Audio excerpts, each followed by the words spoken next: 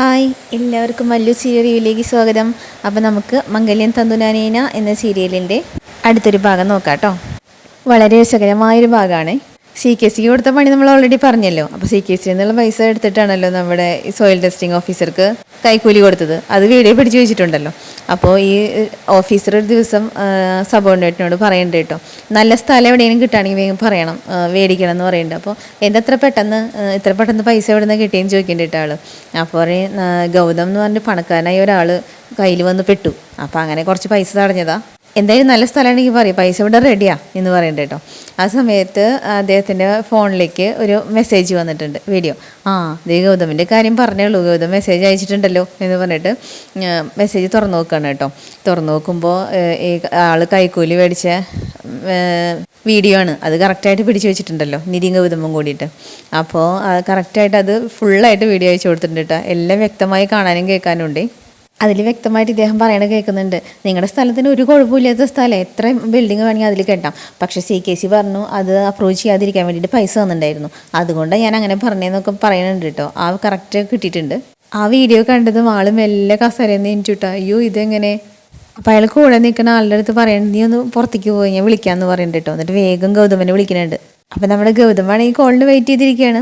അപ്പോൾ വേഗം ഫോൺ എടുക്കുന്നുണ്ട് കേട്ടോ. എന്നിട്ട് പറയണ്ടേ, എന്താ ഗൗതം ഇത്, നമ്മൾ റെസ്റ്റോറൻറ്റിൽ സംസാരിച്ചതൊക്കെ വീഡിയോ എടുത്ത് വെച്ചിട്ടുണ്ടല്ലോ.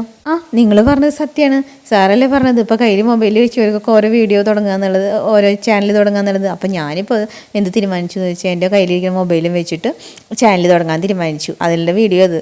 അപ്പോൾ അയ്യോ അങ്ങനെ ചെയ്യല്ലേ ഗൗതം, എൻ്റെ അങ്ങനെ ഗൗതം എന്നൊക്കെ മാറ്റി ഇപ്പോൾ സാറാക്കി.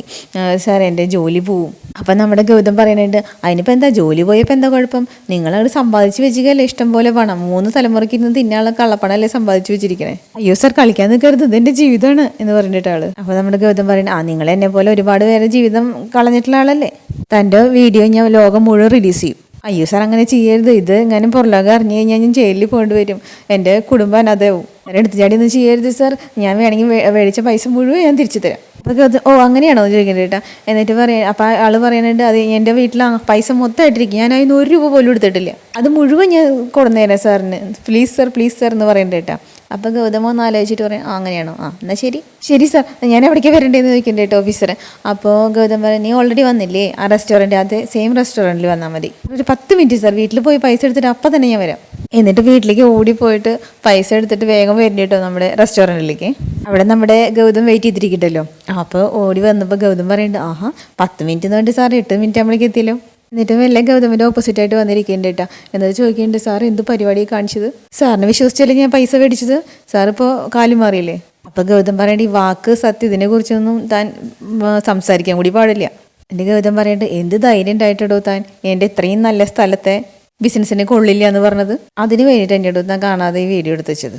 അല്ല, ഈ വീഡിയോ എടുത്ത് ആരാന്നറിയത്ത് എനിക്ക്, എൻ്റെ ഭാര്യ. നേരത്തെ നമുക്ക് ജ്യൂസ് കൊണ്ടുവന്നില്ലേ, താൻ കളിയാക്കിയില്ലേ, നല്ല ചുറുചുറുക്കില്ല എന്നൊക്കെ പറഞ്ഞിട്ട് അവരെന്നെ ഒരു പ്രാവശ്യം നിധി ജ്യൂസ് കൊടുത്തപ്പോൾ നിധിനെ ഇങ്ങനെ കളിയാക്കിയിരുന്നേ. ഇങ്ങനെയാണോ ഒരു സപ്ലയർ വേണ്ടത്, നല്ല ഉഷാറായിരിക്കണ്ടേ എന്നൊക്കെ ചോദിച്ചിട്ട് അവള് വീഡിയോ നല്ല ഉഷാറായിട്ട് എടുത്തില്ലേ, കണ്ടില്ലേ. അപ്പോൾ അയാൾ പറയേണ്ടത്, സാർ നല്ല പ്ലാൻഡ് ആയിരുന്നല്ലോ, ഒരു തെറ്റ് പറ്റിപ്പോയി സാർ, ഇനി അങ്ങനെ ആവർത്തിക്കില്ലേ, ഇതാ സാർ പൈസ, ഇത് വെച്ചിട്ട് ആ വീഡിയോ ഡിലീറ്റ് ചെയ്യണം സാർ പ്ലീസ്.